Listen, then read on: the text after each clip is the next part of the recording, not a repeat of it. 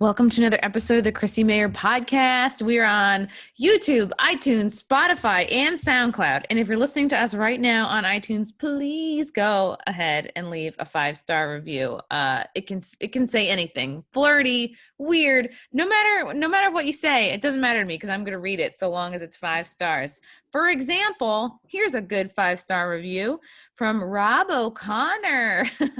Subject of the review is dabble, dabble, dabble. What a train wreck. Sensitive Johnny didn't like to be called a dabbler. Oh, he's calling about Stuttering John, who I was on the last episode. That was offering a graciously polite referral to an almost non-existent stand-up, quote, career that likely exists in an alternate universe, as does his fans. #1 cringe podcast of the year. Way to go, girl. Please have a chat with Gilbert. As we know, that will be funny. Oh, I'm sure he means Gilbert Godfrey. Well, thank you so much, Rob. Yeah, that was a fun episode. You know what else is fun? Silk City Hot Sauce. Woo! Go to silkcityhotsauce.com. Use the promo code CMP to get 15% off your whole order. They're also going to throw in for you for free a bottle of cherry sriracha. Woo, it's hot. Watch out. And some free stickers. Oh, here's one. It's within arm's reach. They're pretty freaking cool. You can put them on computers, dogs. No, don't put them on a dog. Put them on things. Go to silkcityhotsauce.com. Use the promo code CMP. Get 15% off your whole order. And my other sponsor, Adam and Eve. They say that the best part of staying at home is playing at home. Go to adamandeve.com. Use the promo code CMP at the checkout so you can get almost any item online for 50% off. And when you use the discount code CMP, you're going to get bonus gifts, 6 spicy movies, a 3-piece bonus set, plus you're going to get free delivery no matter what. Adam and Eve has thousands of gifts, toys, and movies to help us lock down some great sex. I checked out their website the other day. They have a ton of great stuff. I mean, some of the top of the line, like brand new vibrators that I had heard friends talk about. Like one is sort of like suctiony. That's probably going to be the one that I'm going to buy, to be totally honest, because I've just heard a lot of hype about it. So please go to adamandeve.com right now. Use the promo code CMP. I'm so excited to have this girl on the pod again today. This is her second time on the show. She's another conspiracy girl. But she's better than me in a lot of ways because she's very well researched, has her shit together a little bit more. I love her so much. We've had a lot of like crossover fans now since she first appeared weeks, maybe months back. Please help me welcome. Her YouTube channel is fucking amazing and she has amazing videos. Riz Flex, how are you? I'm great. Thank you for having me. Thank you for coming on. Thank you for coming on. Yeah, I wanted to speak to that review because I interviewed this guy, Stuttering John. He was famous for being on the Howard Stern show 20 years ago. He came on. The first half of the interview was great. Totally fine. We're talking about what it was like to be in the Howard Stern studio during 9/11. I was like, wow, this is touching. And then I said, oh, like you've dabbled in stand-up, right? And he got very triggered by the word dabble. And he was going on and on for minutes about how dare you call me that? Like I'm supposed to know the ins and outs of all of his stand-up. If he was a humble person, he would have just said, yes, I do dabble. But he like wants to be this big name and he's offended by it. Oh, I'm doing your show. It's like, oh, I'm so sorry. I didn't recognize, like he was trying to big time me on my own podcast. And the fact that he was offended by you just questioning him about Trump. I mean, Trump is huge into comedy right now. There's so many like meme Instagrams popping up because of the politics and how heated it is right now. Why was he offended by that? Trump is hilarious. He's so against Trump, but like he was the one to bring up Trump and kept bringing up Trump. And it's like, it's so hard. Like I'm happy to talk to somebody who's got a different point of view, but it's so uninteresting to me if you just show up with all the same leftist talking points that we hear on the mainstream media every single day. It's like, come at me with some original thought and like, yeah, let's talk, but don't like throw at me the same shit, you know, I can turn and hear on fucking MSNBC. Right, like CNN. And then he blocked me like today. This will come out tomorrow. He blocked me and I was like, what? I think it's because he couldn't handle all the @ mentions in Twitter. So whatever. What do you mean? Well, because a lot of people were going like, wow, John's such a Oh. douchebag. He's got such thin Okay. skin. Like, I can't believe he couldn't handle it. For Like, being such a jerk. yeah, for saying exactly what you were saying. Like, if he really were a real deal, like working stand-up comic, he Right. wouldn't have been phased by. Clearly he's not a humble person, like wants to be famous, and if he's Yeah. not, he'll get offended by it. Yeah, should not have been phased. Was very much phased. So anyway, I'm now blocked by Stuttering John. So he goes in the pile of people who blocked me. He's in a good group. Chrissy Teigen is there. Yeah. I think I Opie mean, at one point from Opie and Anthony had blocked me. I think he's unblocked me, but speaking of Twitter, Riss, your account was just suspended. yeah, I woke up to that. How did this happen? I honestly don't know. My Twitter has never been suspended before. I discovered it because I was trying to like something on Twitter and it wouldn't let me. And then it eventually, like, this big bar comes across the bottom and it says, let's see, your account is suspended and not permitted to perform this action. And I was like, what does that mean? I was like, I guess that means I'm suspended. Wow. How long? Like, how long? I have no clue. I don't know why. I can't even find it again, that little bar. Like, it says learn more in the screenshot, but I don't know how. They're not letting you learn more? Yeah, like I think the last thing that I posted the night before was about the forest fires and how they were being intentionally set by people. Like, I was posting so many articles of people being arrested and then they were released from jail, and then they got arrested again for, as soon as they got released from jail, they started like 12 more fires and were arrested again. And I posted on my Patreon a video compiling all of this, saying how, like, yeah, the Democratic governors are saying that. And I repost these exclusive Patreon videos on my Twitter. So maybe that's why also I've been talking a lot about that on my Twitter. Like, the Democratic governors are trying to say, like, it's all global warming. Like, they're not addressing the criminals. And that's a huge problem that mainstream media has. Like, like Rose McGowan said, that I posted on my YouTube channel the other night, like, they have a responsibility to think a little bit deeper into these and do some more research. They're the gatekeepers of people's thought. They need to address the fact that there are criminals committing arson. There's 911 calls being called for it, and the first responders are reporting on it all over social media. And I showed a couple of these first responder accounts, like state troopers, like saying, like, great job, officer so-and-so, for catching another one for arson. And they're being committed right next to streets and roads, so they have these easy escape routes so nobody can catch them. Like, and this is all it's all mostly like, California, so many of them. Like, there's so many of them. It's just bizarre. Why would there be so many arson cases? Yeah. When there's these, like, quote unquote record breaking fires when they're actually not record breaking. I talked about and that. I've seen maps of exactly where the fires are. It's like on a map of the US, and it's like somebody on Twitter pointed out, like, wow, amazing how all these fires stay within the country borders, because it was like right up against the Canadian border there, and it was like perfectly. It's just further it's further evidence that these were intentionally set fires. And you see these pictures with, like, the Antifa people, and they've got, like, gas cans under their arms. It's wild. Yeah, so I did a little bit of research into it.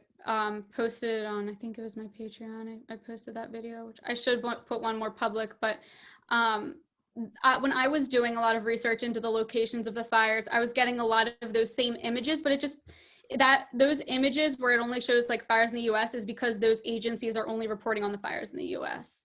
And so it's very easy to pull up, like, a map that shows only fires in the US. But there are actually some, like, going up the side in Canada, but still they're being heavily retracted. Like, it's totally like people that are doing it. Wow. 100%. There's no doubt about amazing that there would be suddenly climate change related fires breaking out right before the election. It's all very coincidental. So channels, like, I mean, I could talk about this for a while, but like channels like CNN were saying how these fires are record breaking, when in fact they're not record breaking. I posted the link to the site that shows that they're not. Let's see, I'm going to pull it up for you because I'm very specific. NIFC.gov and III.org both show that 8.9 million, I believe, acres of land were burned in 2015 under Obama's administration. And you go up to 2020, it was only like 3 or 4 million acres have been burned so far. So we're nowhere near even anywhere close to record-breaking fires right now, but they're trying to exploit it and make it look like, oh, Trump's such a terrible president. Like, like they're trying to point everything at Trump. Like, I even saw one article with Trump's name in the same headline as like a bunch of dictators. Like, it just makes no sense when you actually look at it. Like, and how many times are we going to see like the same tired orange photo, you know? And it's like, there are fires that happen every year regularly. So it's like, so that it proves that these are not, so they're not even, they're not fire the norm, average, but they're also set fires. So they're intentional. Right. Exactly. Yeah. So correction, I said it was like 3 million. There's about 5.7 million acres of land that have been burned so far. And the average for the past 10 years is 5.1 million. So literally we're the average right now of how many acres of forest burn every year. Wow. So, but they're exploiting it. The media is going crazy with it. They're running wild with it. Get go into lockdown, be careful, evacuation routes. People are preparing for the worst. People are dying. Like, Trump's not doing anything about it.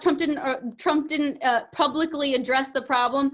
Hello, he called in the National Guard. Like, who calls in the National Guard? The president does. Okay, so when you see that the National Guard was called, that's what you know. That's how you know.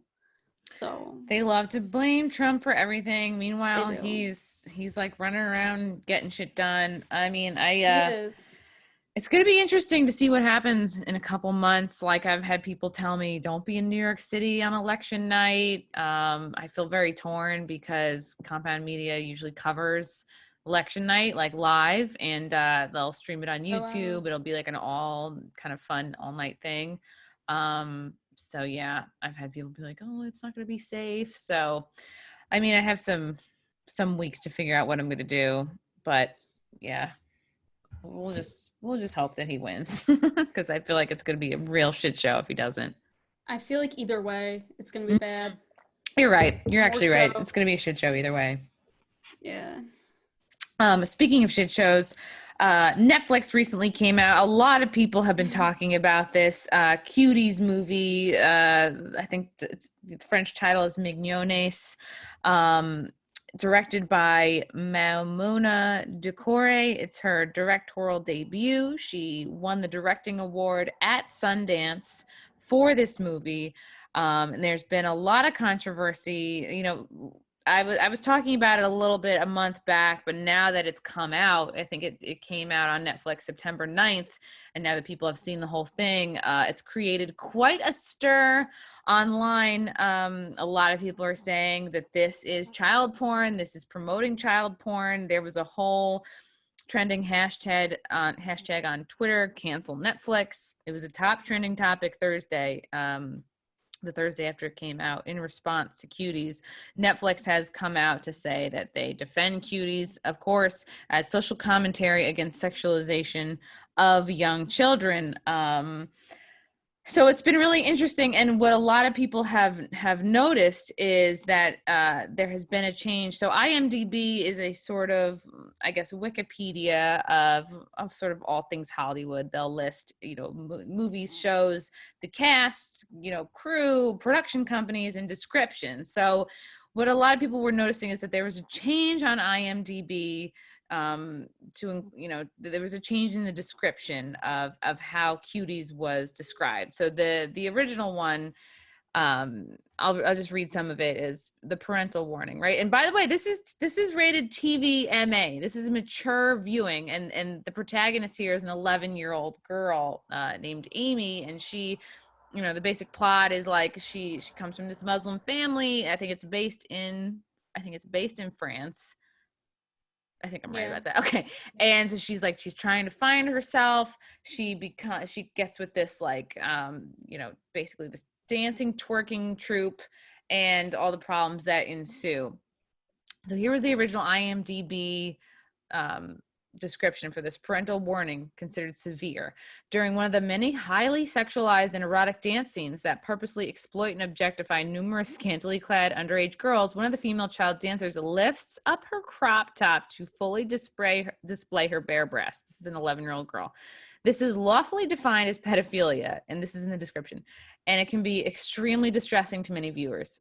Trigger, and this is the next paragraph. Trigger warning: an 11-year-old girl watches a female rap music video where naked women role play through dance, both heterosexual and lesbian sex acts. An 11-year-old female dance troupe then mimics these sexual moves on themselves and on each other while the camera zooms in on their sexual body parts as they erotically writher. This can be highly distressing to many viewers. And there was this clip. This is what created a lot of the outrage. This clip came out from Cuties of the sort of final dance when they're in their costumes, and it was very sexual. And this is what made a lot of people sit up and be like, holy shit, this is not okay. So the other two paragraphs in this original IMDb description are: female breast nudity of a minor during an erotic dance scene and lengthy excessive close-up shots of breasts, bums, and spread crotches. It's so funny. They'll say breasts, but they can't say ass or butt. They have to say bums. And spread crotches of scantily clad 11-year-old girls during numerous sexualized dance routines. Next paragraph: a pair of tight leather pants on an 11-year-old girl are forcefully pulled down in the midst of a scuffle. The camera glances at her partly exposed bum. So that was the original description. And then it was changed to the following description. The movie consists of 11-year-old girls dancing very suggestively. Next paragraph: an adult dancer shows her breast at the end of a dance video that two children characters are watching on a phone. Period. A girl watches a female rap music video where naked women role play through dance. And then the last one, they kept the same: a tight pair of leather pants on an 11-year-old girl are forcefully pulled down in the midst of a scuffle. The camera glances at her panty exposed bum. I don't know if that's a typo. So a lot of people were very upset at what seems like an extreme difference and an extreme watering down of the description of what is going on in this movie. Mm.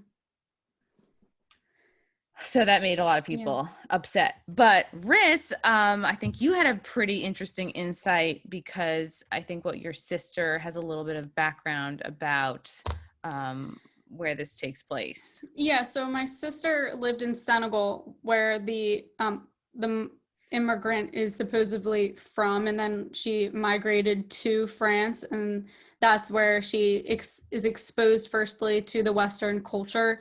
And my sister had some time abroad in France as well, so she's very familiar with both different cultures. And so to have both of those cultures clash in a movie is very interesting, with a plot within itself. Through the trailer of the movie, you can see that the mom is struggling to raise a child in that culture when hers is so conservative. I visited my sister in Senegal too, so I did experience the culture, and I can say that they're very conservative. It's very eye-catching, to see somebody wearing shorts. If you're a Westerner going over and just putting on shorts and a tank top because it's hot out, that's looked down upon almost. It's oh my God. Everybody wears even dresses. It's, you're covered from the neck down. You wear dresses all the way down to the floor. It's very conservative. And so I can only imagine the mom, how she's having such a hard time raising this child in this culture. Yeah, so not only is Senegal conservative, it's Muslim as well. So it's mm-hmm. Such right. There's such a 180 between I guess how this character was raised and now the sort right. of Western culture that she's coming up in. And I guess this was another note I saw on Twitter. Again, this could be wrong, but these were cited as other scenes from the movie Cuties. Two male security guards stop the girls, and one says, "But we're dancers. We have a dance competition to go to." And he lets them go and proceeds to twerk for him, and then he lets them go. The four girls are practicing for the competition. The scene includes them repetitively holding and smacking each other's behinds while they twerk and pulling each other's clothing. one girl takes a photo of her vagina and posts it online. That I did hear about. She's 11 and she was like mad at her dad. And like, she was like, there was a scene where she was like almost trying to seduce her dad. And her dad was like, what are you doing? And then she goes in her room and takes her fucking phone out and takes a picture of her vagina and posts it online. Like, this is an 11-year-old girl. The sad thing is, like, this is stuff that actually does happen and it's getting progressively worse. But it, like, I love how it's finally being addressed. And I think also, like, I do have like a different perspective, although I'm not totally against what most people think about this. Like, I do think it's terrible, like, to portray children in this way and then have guys come out, like you showed, say that they're attracted to this and like this is like a good thing to feel this way about kids. Like, I don't think that's good at all, but it is, I think, good to address the problem of young kids being so sexualized at such a young age. And it's like, there's kids that my sister and I were talking about, like, we used to babysit when we were younger,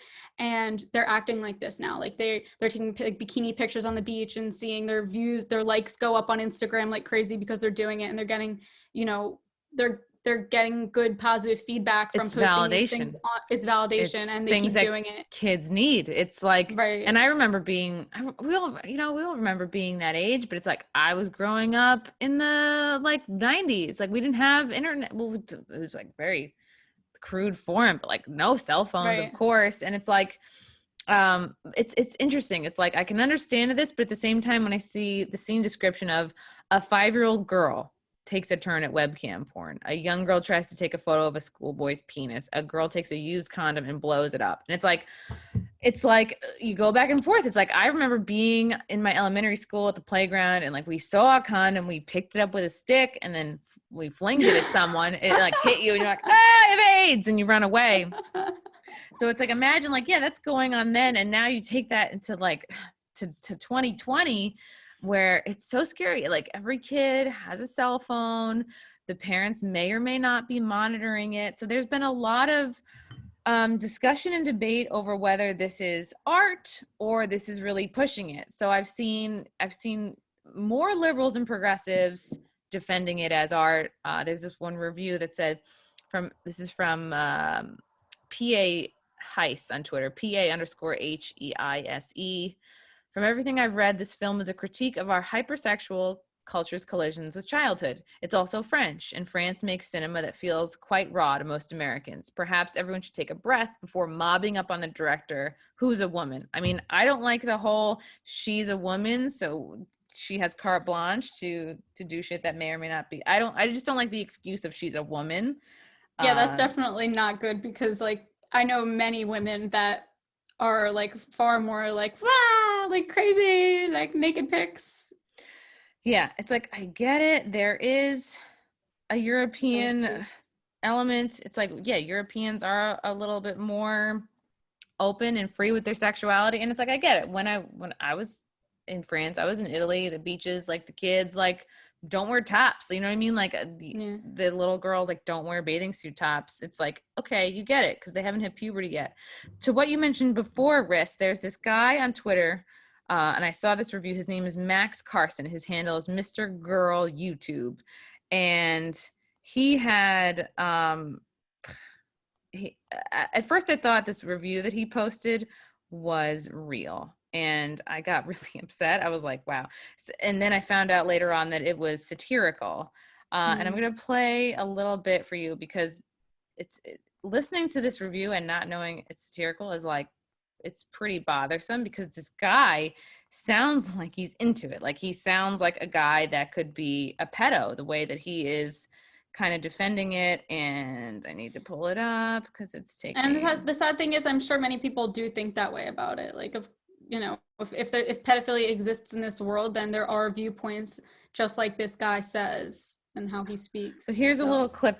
There's a 24-minute review of Cuties on Max Carson's YouTube. So you could go and listen to the whole thing if you want, but here is just a clip. They're pretty hot. And, you can say whatever you want about me. It's not my fault. I didn't make them do that. They did that. That's the point. That's the whole point of the movie, is that you're supposed to be sitting there thinking, look at the blonde one. You're supposed to be sitting there holding these two thoughts in your head, and one that these are kids, and the other that they're hot. And I I thought he don't was even for real. know if you're supposed to be comfortable with that. It's more like you're just supposed to be informed that you are capable of that and that you feel that way. And I already knew that, but I think it's a good thing to put that out there. Artistically, I think it's a good thing. And So that's Max Carson's review. You can check out the full review on his YouTube channel. Knowing now that that's satirical, it's like, okay, I'm trying to play devil's advocate here. It's like, I know that some people can say, okay, it's art, it's European, but is it possible that we can show that it's a problem without showing it? Do we have to show 11-year-old girls like touching themselves and like the scenes that I just described? Do you think, Chris, that it's like we have to see it to know that it's a problem, or do you think it comes across without having to have a movie like Cuties? I think it's definitely more effective by showing it. Because I even firsthand experience through posting about child trafficking, human trafficking, child sex abuse on my social media, just by like using more of those vulgar words, I get more comments. It's more impactful to have video footage. Like, it's more like I can tell that people are more impacted. They get more angry in the comment section when I like talk about things more head on and like address the problems. Like, when you're like real, this child was violently raped and abused and then murdered. Like, if I like say it like that, like in your face, people get angry about it, which is a good thing because it's addressing the problem and exposing it. But I think that that's also why a lot of people choose not to watch films like that, and they choose not to watch child porn because it's pornography. And like the same reason why a lot of people choose not to listen to the pop culture mainstream music, because it's like porn to your ears. Like, all they talk about is like sex, and like I don't need to hear that all the time. It's just like not my preference. I don't choose that. So so like it's like you're choosing not to have that as something that you absorb, right. I think I had an interesting thought, like, so it's like you wonder, there's a strong argument here that this is normalizing pedophilia. It's normalizing this sexual way of looking at kids. And it's almost like I've heard people say on Twitter, well, I don't want to hear from you. I don't want to hear what you think about Cuties unless you've seen it. And then there's the other part of it's like, well, if Cuties is normalizing pedophilia and the sexual gaze of kids, what does that say for the people who have watched it? Is it almost like ingratiating like a whole new generation of pedophiles? Possibly. It's like you have people who are for sure pedophiles and you have people who are on the fence. So it's like, does Cuties possibly take the people that are on the fence and then they see these things and now they're like, oh, I'm into these girls, like I gotta have sex with a kid? I don't know. I mean, like, I'm not sure what goes on like in their mind, but it's like, could Cuties be possibly tipping over some people that are on the fence and they're not, you know what I mean? Like, that's what freaks me out a little bit. I also think that probably the majority of people, and I would love to take a poll on this, the majority of people that are watching it because they're curious, just based off of how much press it has gotten for being a potentially bad movie. And that's another conspiracy I have, is they might have exploited this Save Our Children movement that is going crazy right now and threw this video in to try and spark someone's outrage and get everyone to watch it. That's a really, really good point. I think that Netflix, like, don't fall for the trap. There's evidence to believe that Netflix is very much exploiting this because I think at one point this was supposed to be the original cover art. It's like exactly. girls being So that's girls. that's what the director wanted, and Netflix changed it. Netflix changed it too. This cover art, which we have all seen, which is like suggestive as fuck, you know? It's from like one of the most graphic scenes in the video. Yeah.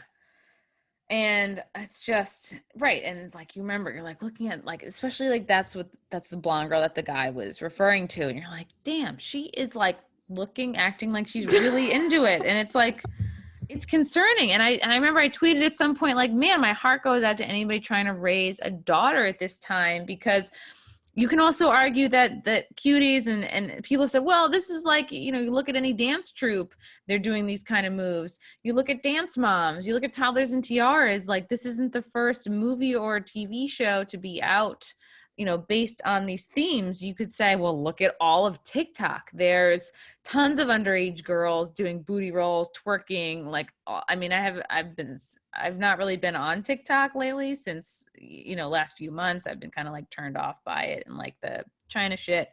So one could say like, well, how is this movie any different than what's super normalized in TikTok? Like maybe it's so sad, but maybe kids are just more sexualized by our culture at large, and Cuties is just pointing that out, but like just a little bit more than we're used to. I think though, like the biggest blame would be the music, because I think music is played everywhere you go, like everywhere, like in your car, but in stores, and it's like porn to your ears, and like children are exposed to that.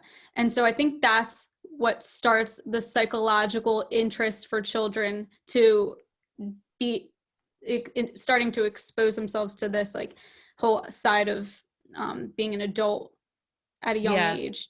Yeah. And look at the lyrics to WAP. I mean, I'm sure that's like what you had in mind.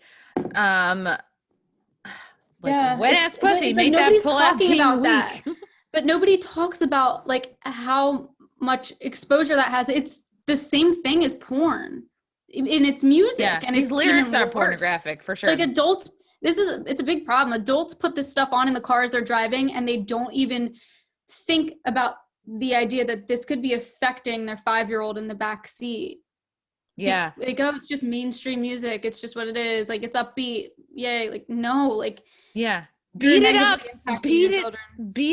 N-word, catch a charge. Like, they're talking about domestic assault, extra large, extra hard. And it's like, I feel, because it's like, I do like the beat of this song, but when you look at the lyrics, you're like, oh my God, it's fucking crazy. It's like, I want you to I mean, this is a funny line. I want you to park that Big Mac truck right in this little garage, swipe my pussy like a credit card, out in public, make a scene. I don't cook, I don't clean, but let me tell you how I got this ring. And it's like, there's always been sexual music. There's always been, I mean, the music I grew up listening to was not like this at all. Like, and the music I currently like is not like this at all. It's like, I like old school, you know, Janet Jackson, really? Michael Jackson, other stuff, which wasn't. I was always into the mainstream. Sexual.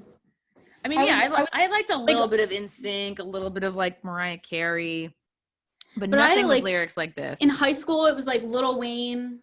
Like, I listened to all of like the rap and like. Bring a bucket and a mop for this wet ass pussy. Give me everything you got. What I don't like about this song is like, right, if you are 11, 12 years old, that's the thing, is like, are you learning more so that your biggest power, biggest influence is through your sexuality, not through your skills, your talents, your brains, your personality, your humor? It's like, no, your sexuality is primary, and that's how you get noticed, validation. That's what's concerning to me. Yeah, I kind of wish that it was talked about more, this idea of like our culture sort of being like the problem with this. Like in the movie, they do address that this is a problem by showing, like, panning to the audience and the adults going like, oh my God. Yeah, like, they look horrified. Yeah. Right. And I just don't remember ever seeing that aspect of children acting like that. Like when I was growing up, like I was a cheerleader. So Me through like too. cheer and dance, oh cool. And the outfits, like I was an all-star cheerleader. A lot of those Wow. teams had to wear these like little bikini tops and put on a shit ton of makeup and wear sparkles and put your hair up, and you had to dance The sexually and like, ribbon, the tight oh yeah, and like the ponytail. judges rated you based off of that, and so and like that's sort of what they're doing. They're in this dance competition. They're wearing the same outfits that you actually see and you have seen for decades in dance competitions in Western society. It's not common. The costume so much as the moves. Like the moves, all of them are like stripper moves, legit. And I've seen them all. Like I through all the competitions I've been to, I mean, they really do a good job making it look terrible, which it's very true. It does. It's a very bad thing, but I never really thought of it that way so intensely until this movie. I was sort of like, oh my God, like this is terrible. We have to end this. We have to start canceling dancing and cheerleading competitions that do this type of thing. Yeah. Were you a high school cheerleader? Yeah, I was a cheerleader like my whole life. Aww. Up until I was a college cheerleader too. Wow, like, that's legit. Were you like top of the pyramid? Because I was always the base, which I took as a real diss. I was like, you always want to be the little girl on the top of the pyramid who's getting thrown around, but I was like the base because I was a gymnast, so I was like super strong, and I was like, hurrah! But at the same time, I like wished I could be the twirly whirly one at the top. I bet you were probably I was at the top. A flyer, flyer.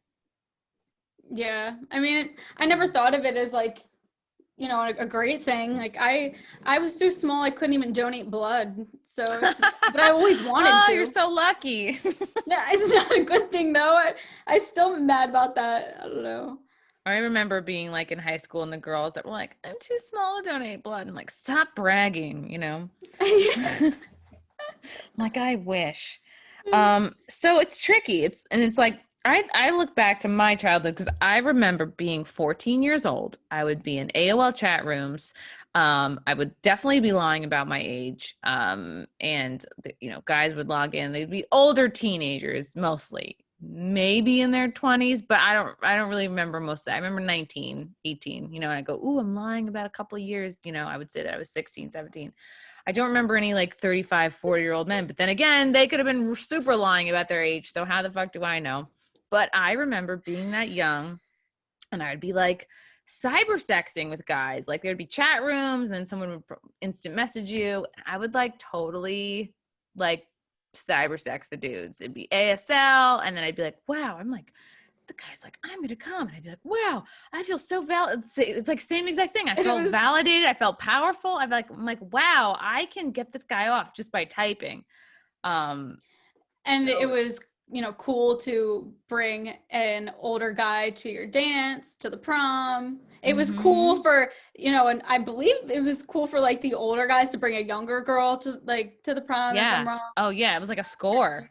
Yeah. It was like a thing. If you had an older boyfriend, it meant that you were cool and more mature and like better than the other girls your age. It was like totally like a status symbol, like almost in the way that like if a guy brings a younger girl at any age, that's seen as like, oh, like it's seen as an accomplishment. So I remember going to college parties when I was underage, like in high school too, and just like loving to brag about that too, like, oh, like, I'm getting a drink, like, hanging out with the older kids. And but there's definitely a downside to all this because like, yes, it's cool, yes, it's fun, but like, I mean, like, I'll be honest, like at 14 years old, like I went on a date with a guy, like, who's actually a lifeguard. And I think he lied about his age, but I was a competitive springboard diver. So I'm in the pool every day, all year round. I was like really good too.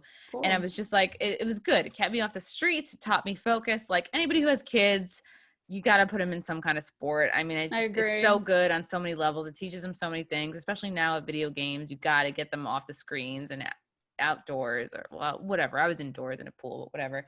And it really teaches you discipline too. Absolutely. To not give up on something. It taught me to be such a hard worker. But anyway, so this lifeguard, Steve, he was 19, I was 14, and like he would be lifeguard stationed at the dive tank, because they would rotate every 15 minutes or whatever. And he was like watching me dive, and I like had a crush on him. And he was like, nice dives. And I was like, oh my God, oh, he's noticing me, you know?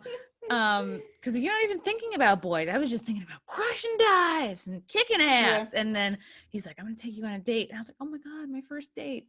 So he pulls up to my house in a red Jeep Cherokee. What's the one with no doors?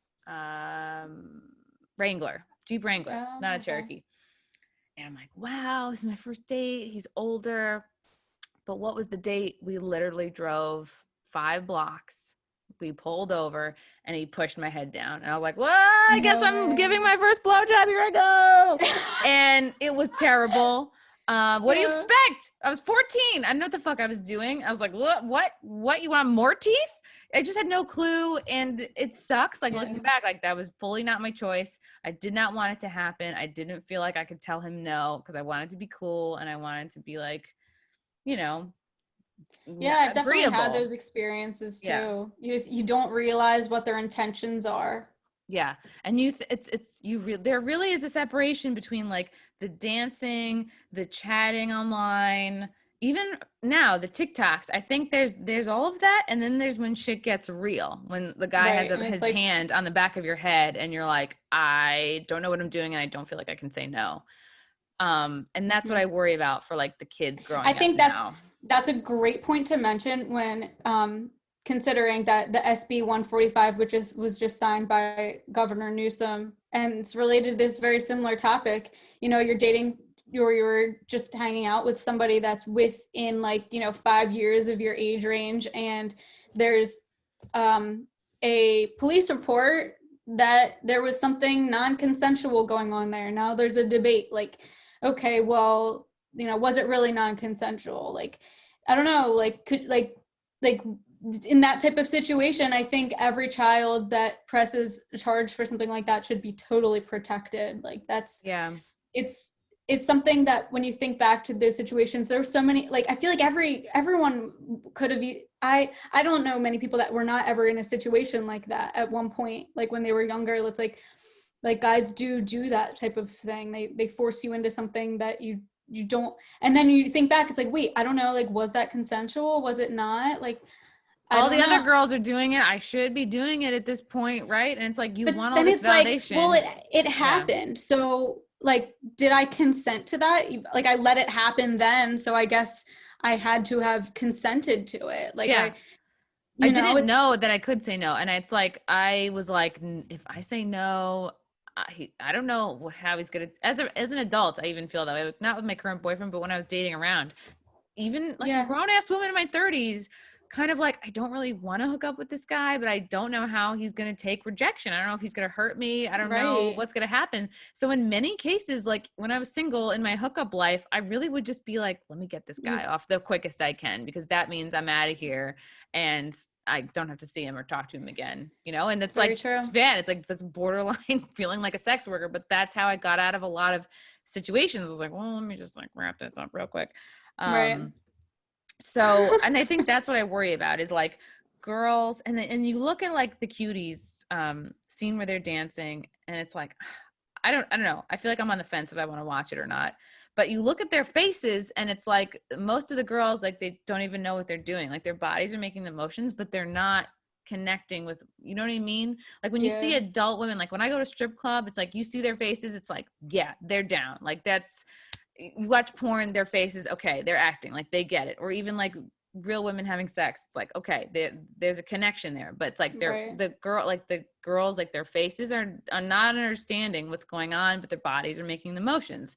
So you have like men, grown men, like, and then pedophiles watching this going, well, their bodies are moving like that, they must want it, but they don't. They're just like, there's probably a lot of girls that are just doing it because for validation, for likes, because it's the culture, because their friends are doing it, because everyone else is on TikTok.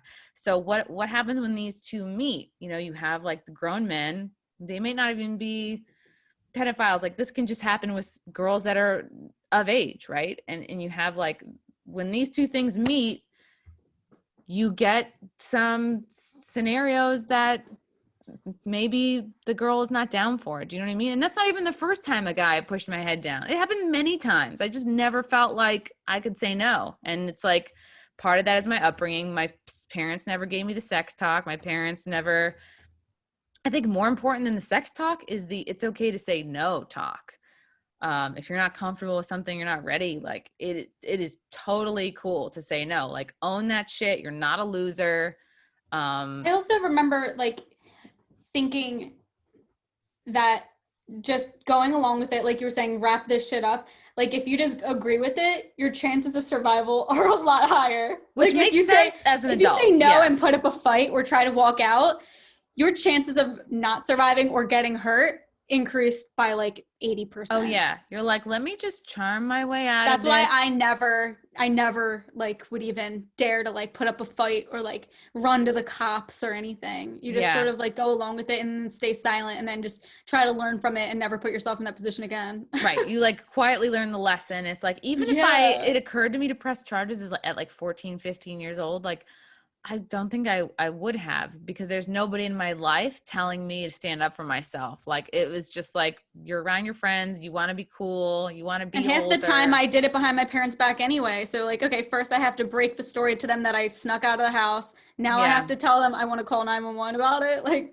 I would so much have rather, like, it's weird. It's like my parents never knew about any of this. It's like my dad's never going to find this podcast. My mom died 2 years ago. It's like, there's something kind of nice and freeing, because it's like, I know I can talk about all this shit and they're never going to know. But it's like my parents caught me and gave me shit for smoking. It's like, I almost kind of wish that they had like found out that I was getting forced to like give blowjobs at 14. I would have rather had that conversation, like, to feel worthy and valuable. And I, even as an adult, struggle with like self-worth issues. Like I have therapists, like not to sound like a pity party. Like I don't think I'm a victim. I'm constantly bettering myself. But like that shit that happens to you at a young age, you're so impressionable. It's like you will carry that your whole life. You know, it's kind of damaging. So yeah, I've had these experiences, and I wish I remember I knew who the guy was. Like I remember going to a party when I was younger with my friends and like not knowing like who this guy was, that like he was like trying to like force a sexual act on me that I didn't want, and I was refusing it, and he was like, if you don't do this, then I'm gonna go downstairs and like say that like you're doing like totally, it was like this total say that like, you did it out anyway. of a story rape situation.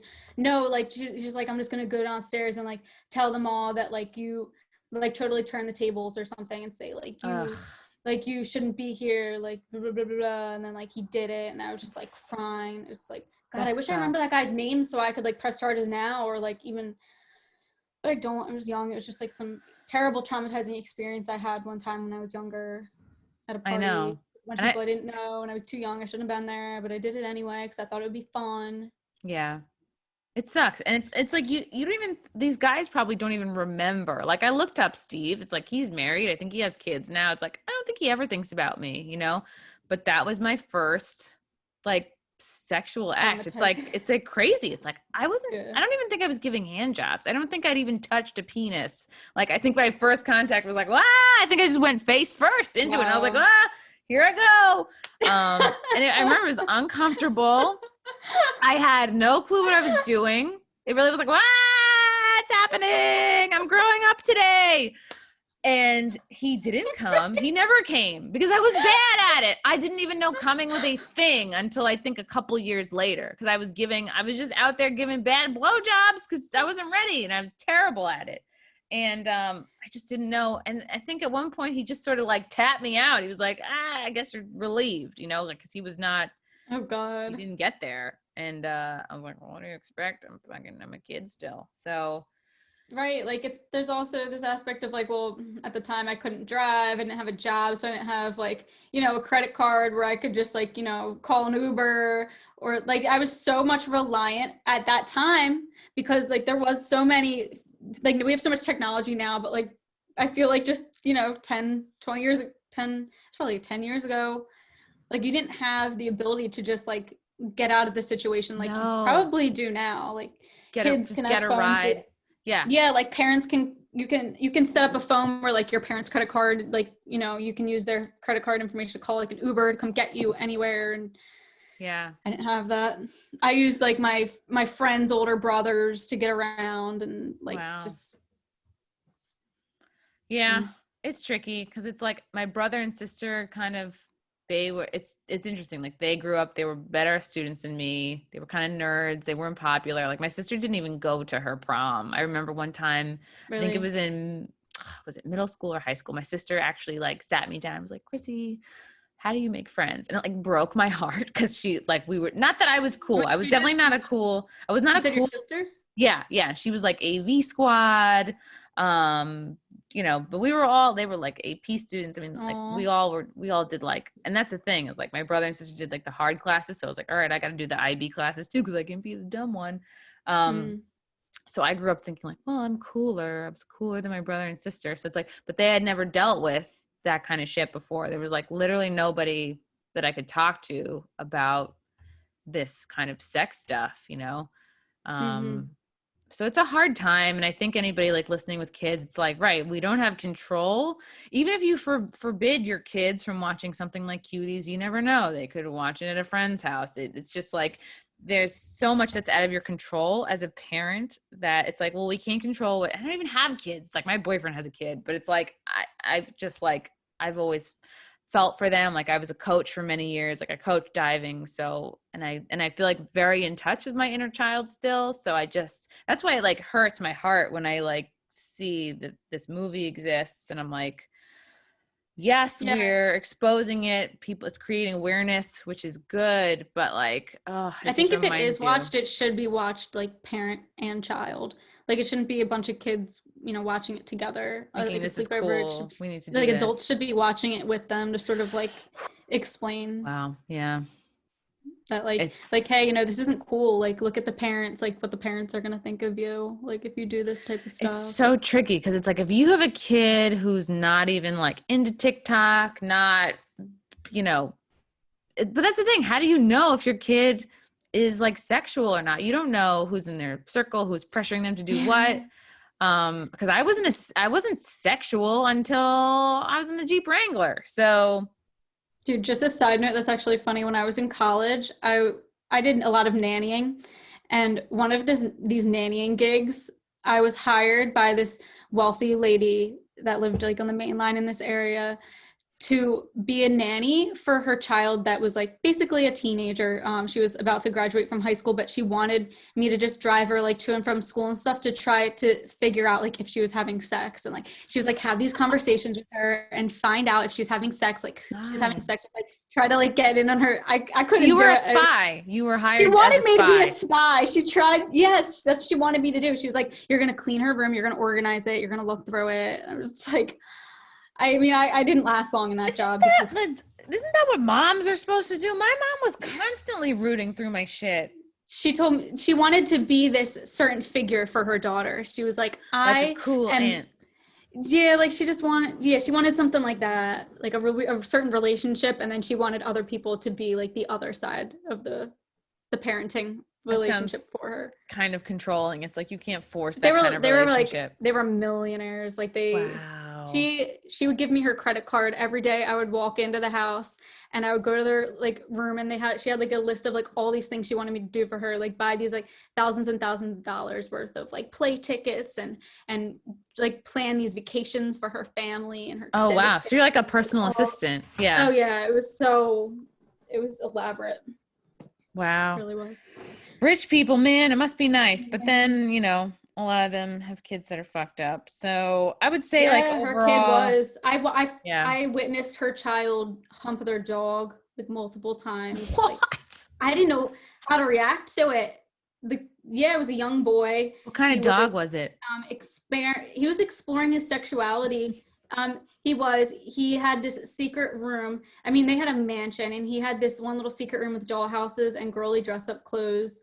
And I witnessed him like hump his dog. It was a tiny little like white poodle thing. And then he like saw me when I was like in the kitchen, and like I look over in the other room, and he like we made eye contact, and he like quickly stopped. So, how old was he at the time? I don't remember. God, I want to say he was like 10. Wow. 10. Yeah.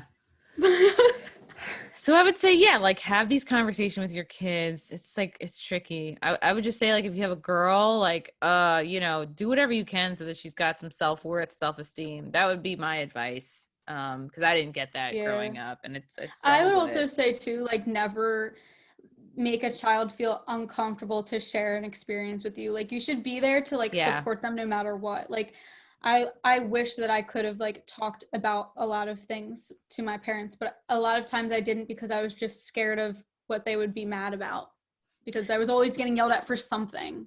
Yeah. I don't think I could have talked to my mom about the blowjob thing, because it's like, I don't think my mom was giving blowjobs either. You know, there's literally nobody in my life giving blowjobs. So that's a lonely place to be. And what made me so upset is like, a lot of people in recent months have been like, Chrissy, you're like the pedophile hunter now. Like after the Chrissy Teigen stuff happened, you know, I feel that's like crazy. You were the one that like exposed that whole thing about her deleting 60,000 tweets, right? Yes. And yes. I had no idea. Still being talked about on like all mainstream media platforms. It's crazy. Like, you broke that story. And I wasn't even like, there's people who were like, you know, on to Chrissy Teigen for years, had years of receipts, like back, way more conspiracy minded than me. Like, I'm so new to this game. And then you just did this simple, like, investigative search. And then it was like, but after that, people started sending me like, which is good. I like that people feel like I can help in some small way. Like, I hope that I can, but they would send me accounts of like, literally people who post child porn, and then I realized there's so much child porn on Twitter. It makes me so upset. What's up with that? Why isn't it easier to report? Why do you have to jump through hoops to report child porn on Twitter? Why does it take many clicks? It should be 1 or 2 clicks. I don't know. I haven't even went back to check. I mean, not that I could now because I'm suspended, but have any of those accounts been taken down? Have you seen any? The one that I was like hitting pretty hard that day was taken down. I mean, I myself was suspended in the process, but it was just for like 12 hours or something. And I had to delete a bunch of tweets so that I could get back. Cause I could understand people confusing my account for his, because I wasn't like retweeting any of the shit. I was just like, here's the guy's account. And I think people were retweeting it and then like reporting me by accident, which I get, you know? But I think Twitter should be smart enough to discern between the monsters putting it out, distributing it, and the people trying to take it down, the people who are like clearly not about it, which is me. So they ended up taking this guy's account down, and it was like so sad. Like I couldn't believe, like, I used to think you had to go to the deep dark web for it, and I'm like, no, it's here, it's in our pockets, it's on the surface of Twitter. It is more exposed than like my account. It was so sad. And I was just, I couldn't believe what I was like looking at. I just scrolled up and I was like, oh my God. I think every day about that child, like that poor little child that I saw being raped publicly on Twitter. Like, where is she? They took the Twitter account down, but like, has the FBI found her? I know that they can track accounts through like the address of the location, the IP address. Yeah. I know they can do that. So like, what has happened with it? I mean, these things were public. They weren't on like mainstream media headlines, but they were public. A lot of like thousands of people saw these things on Twitter. Why is it so hard? Yeah. I want to know if she was saved. It's really sad. I wish I had that information. So if you're like a tech genius and you have the ability to like track somebody's phone, reach out to me. I would love to like start some like little investigative like company and just myself walk into that girl's house and walk into that house where that phone is. If you are able to find the location, I will save her myself. I got my gun. Let's fucking do it. Let's do it. I'm ready. I'm ready to save the children. Front lines. Yeah, it really makes me so sad, because it's like, if you come out of that alive, like you have a lifetime of issues to try and deal with. It's so sad. It's like, I have issues, and I had a regular ass childhood, and I deal with shit. So I can't imagine what these abused kids deal with. It's really sad. And it's like, you hope that, you hear that this is a big priority of Trump's, that he's taking down these pedo rings. It's like, people believe or don't believe that elites and Hollywood people are in on it, like based on how much, you're into conspiracy. It's like, you can't avoid, there's no conspiracy about child porn being on Twitter. Like, you don't need to have a tinfoil hat for that. So So it'll be interesting to see what happens. Cuties, we can see both sides of it. I mean, Cuties is not the end all be all of that's, you know, it's not 100% to blame. There's a lot of other shows. Music is to blame too. Ultimately, it does kind of come down to the parents to, at the end of the day, try to hold it together. But it's hard. It's definitely harder than it was when we were growing up. So, woo! What a bummer of an episode. Sorry, guys. I mean, like I'm glad that it's being talked about. I think that's the big positive about this is people are getting finally angry about it. When I grew up as you know, being in cheerleading on both school teams and in all-star teams, witnessing this as just a regular occurrence through competitions my whole life, and sort of in the back of my mind questioning why it was so normal, but you know, never really thinking twice about it. I'm glad that they're finally talking about it and that people are like in such an uproar about it. Maybe this will change people's minds. People will start to take action on things like that.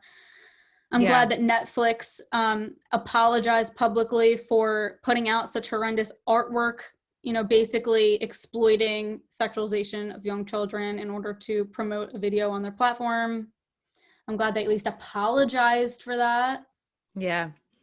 So we'll see what happens. I know a lot of people canceled their Netflix accounts over this. Yeah. So it's interesting. And that's a good thing. Yeah. It really is. People should join like Gaia or something instead, I always like to say.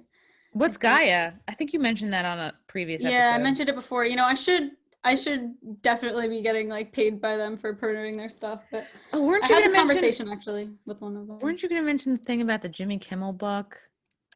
Oh yeah, so Jimmy, there was this book that was promoted on Jimmy Kimmel's show called let's see, Alfie's Home, Alfies Home, and it's written by Richard Cohen, and it's a children's book all about basically getting a child to accept incest. They have pictures in the book of like the kid in bed with the dad saying like, dad got in bed with me and started touching me, and like trying to like normalize incest with a child. And it had a lot of media appearances. It was on The Daily Show, Jimmy Kimmel Live, The Rachel Maddow Show, Michelangelo Singorli, the Sirius Radio Network. It's interesting that this is the description. A boy who does not get the attention he needs from his father and who has been abused by his uncle believes he may be gay until he talks to a counselor. Images. Look at this. Oh God. Yeah, my Uncle Pete comes over sometimes. He lives with us every now and then. He's really kind to me, holding me, listening to me, and making me feel loved. One night when he was holding me, he started touching my private parts. Over time, he taught me to touch and play with his. It felt very strange, scary, and a little good too. Oh God. He told me it was okay, that this means he really loves me. He went on for several months. He told me this is our special secret. Look at these graphics. This is truly disgusting. Oh my God. It's sick. Alfie's Home. It looks like Goodnight Moon for pedophilia. It has like the same cartoonish. Oh, this is very upsetting. So this was on the Jimmy Kimmel show. Like he was promoting it. Media appearance. Just the fact that it was, you know, it made a media appearance on their show. It's no bueno. Yeah. Ask me. This is really gross. All right. Well, Jimmy Kimmel's like fucking gross. I mean, that's a whole other episode. Riss, thank you so much for coming on. Thank you for having me. You're the best. As always, where can people find you, support you, follow you? What's left? Wrist Flex on YouTube, Instagram, and Twitter once my account goes back up. Wrist Flex with a 3 at the end for Snapchat. I always like to tell people to go to wristflex.com and put your name in the subscription box there, because if for ever any reason my YouTube channel gets taken down, I'll email everybody through there and like let you know where you can find me after that, or like what my new YouTube channel name would be. But it's all at Wristflex. So awesome. Thank you guys so much for listening. I'm actually going to be, I have a gig coming up. This is very exciting. I'm going to be headlining Tiff's Ale House in Morris Plains, New Jersey, October 21st at 8:30. I don't think the ticket link is up yet. This is very, very new. I just got this gig the other day. Wait, where is it? Tiff's Ale House in Morris Plains, New Jersey. I think I'm near New Jersey. I'll have to train. check it out. Oh my God. Yeah, that'd be sweet. And Mike Figs is featuring for me, opening for me. He is, if you watch the Wet Spot, he's my sort of co-host from that show. So I'll definitely let you guys know when there's a ticket link available. Thank you so much for watching the episode, guys. We'll see you next time. Thanks. Bye. Bye.